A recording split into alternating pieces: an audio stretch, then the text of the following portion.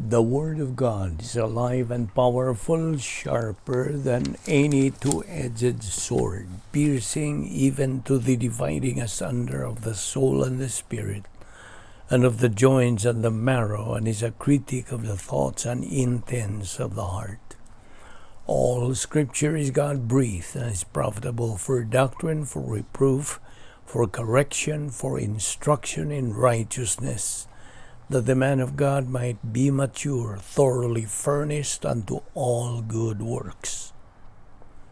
Welcome everyone, especially our subscribers, our fellow believers, our viewers, friends, relatives. Welcome everyone to our daily doctrinal Bible study of the Vic Balbido Evangelistic Ministry.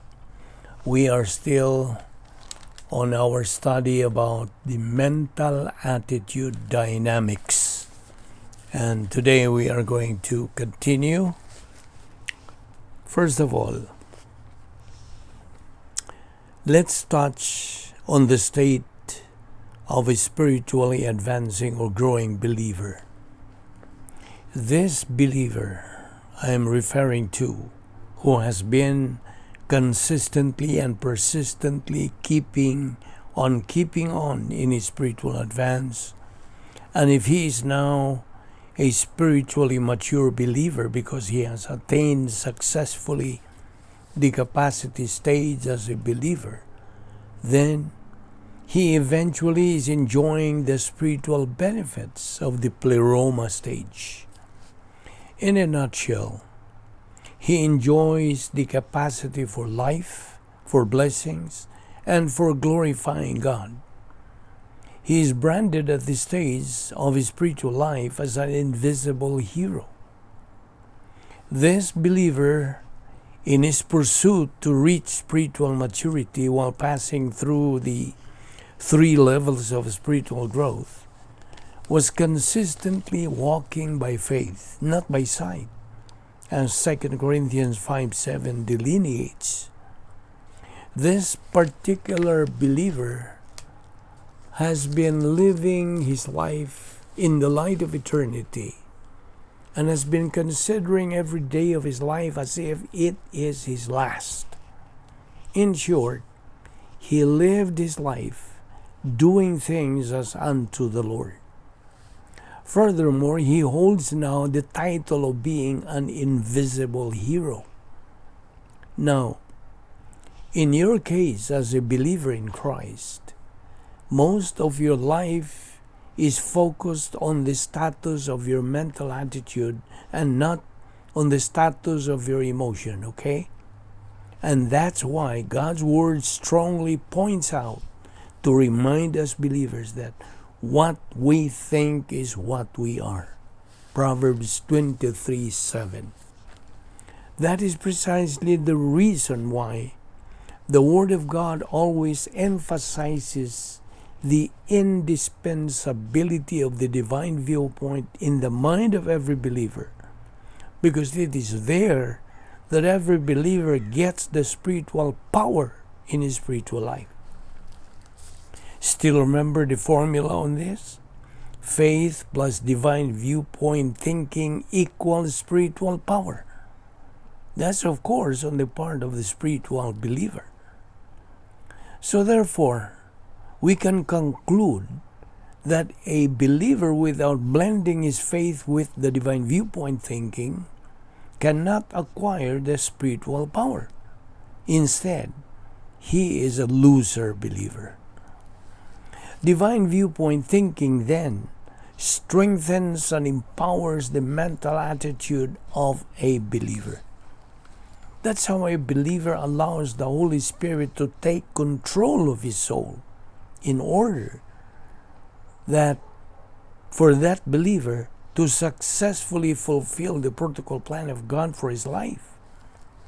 Again, this kind of believer is declared an invisible hero. And as an invisible hero, his spiritual life is likewise invisible. Needless to say that he lives a positive impact to the people around his periphery. Now let me repeat this at that point of doctrine, that believer's spiritual life is invisible, but it gives a positive impact to his fellow men, both believers and unbelievers, in an invisible way too. Also, let us remind ourselves as believers that the divine viewpoint thinking, the Word of God, Bible doctrine, is the mind of Christ, as what 1 Corinthians 2:16 says. Now what does it really say? It says, "For who has known the mind of the Lord, that he will instruct him? But we have the mind of Christ." Now, as doctrinal believers, we have been taught by the Word of God. In fact, that's one of the basic doctrines we have learned, that what we think is what we are, Proverbs 23:7. And what we think in our mind as doctrinal believers are Bible doctrines or divine viewpoint thinking that are metabolized and are now circulating in the stream of consciousness. And the doctrines that are now circulating in the stream of our consciousness actually are the ones that supply us divine viewpoint thinking or mental attitude. Do you get it? You know what? The divine viewpoint mental attitude of a believer is part of the greatest delegation of divine power in human history. Now, what does this mean? It means that at the moment you acquire that kind of divine viewpoint mental attitude as a believer, you become a recipient of a divine power delegated to you by God, which gives you the stability, the inner peace, and inner courage and strength to be able for you to defeat the stranglehold of any kind of fear in life. In other words, the divine viewpoint mental attitude lifestyle of a spiritually mature believer becomes his anchor in confronting and facing daily any kind of vicissitudes in his life. And it enables him to live his unique spiritual life with flying colors, meaning he is living his spiritual life that's pleasing to God. Now, one of the characteristics of the divine viewpoint mental attitude is that it has divine power in it. So if as a believer, your viewpoint mental attitude is divine, it becomes obvious and eventually noticeable what comes out from you as a result of that divine viewpoint mental attitude. Now, are you following me on this? In a nutshell, if your mental attitude is divine as a result of your persistent assimilation of Bible doctrine, then you have the divine power. That divine power you now possess in your soul is God's grace provision for you that enables you to become an invisible hero. Now, to be an invisible hero, by the way, is a spiritual accomplishment attained by a believer who never compromises his doctrinal stand and who never gives up in pursuing his doctrinal goal as a spiritually mature believer, steadfast as ever in functioning in doctrine, fulfilling the unique spiritual life he is to live according to the protocol plan of God. You see, no believer can fit into the plan of God without his knowing the plan of God. That's the reason why a believer needs divine viewpoint mental attitude in the frontal lobe of the mentality of his soul. And in what way can he acquire the divine viewpoint mental attitude in his soul?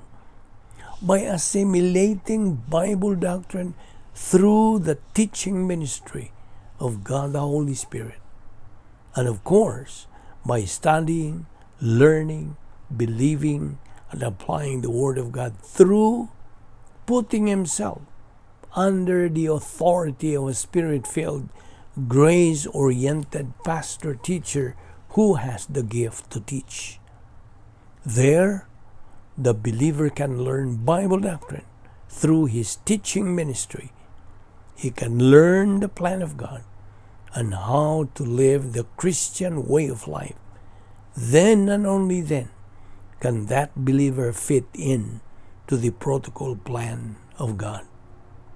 And get this, as believers, we actually cannot fit into God's plan if our mind is empty of the mind of Christ.